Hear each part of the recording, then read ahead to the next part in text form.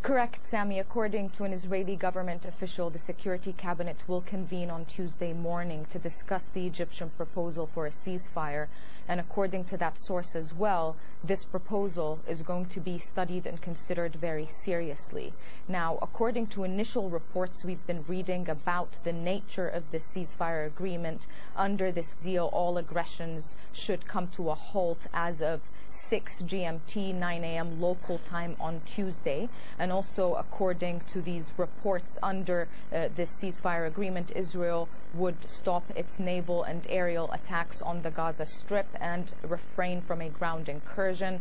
In return, Hamas will rein in the different Palestinian factions in Gaza and work towards putting an end to all attacks on Israel, including using rockets, tunnels, and sea to attack Israel. So these are the main points in the ceasefire agreements that we're reading about in initial reports. However, there's no indication that Israel has accepted this deal. And also, according to these reports, we are hearing the flow of goods will increase into Gaza, and that gradually crossings will open into Gaza in return for calm.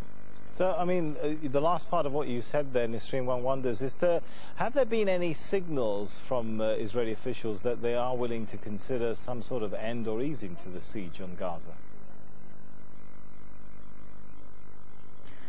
Well, we've already heard from some officials who are criticizing the fact that there will be a ceasefire. We are hearing in Israeli media reports sources quoting in the Jewish Home Party, quoting the economy minister Naftali Bennett as saying that he will vote against the ceasefire agreement. The deputy defense minister has also said that this ceasefire agreement is a slap in the face for all Israelis. But we do understand from sources in the Prime Minister's office that Netanyahu is going to call on cabinet to accept this ceasefire agreement because he supports it.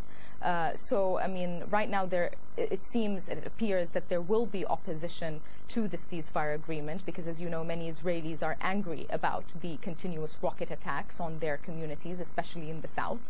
But I think at this point, the Israeli Prime Minister is going to push for accepting this ceasefire because Israel doesn't want a further escalation, and it doesn't want to, I don't think at this point, go deeper into the Gaza Strip and start a ground incursion. And this vicious cycle can go on for a long time. So I think they've reached the conclusion that at this point it's just better to accept the ceasefire agreement, with Egypt brokering the last one in 2012, where the two parties did not talk to each other, obviously, but it was brokered through Egyptian mediators, and they assured Egypt that they would commit to the terms of the ceasefire.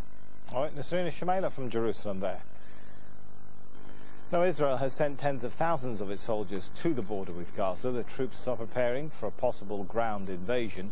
36,000 reservists have been called up, along with tanks and artillery.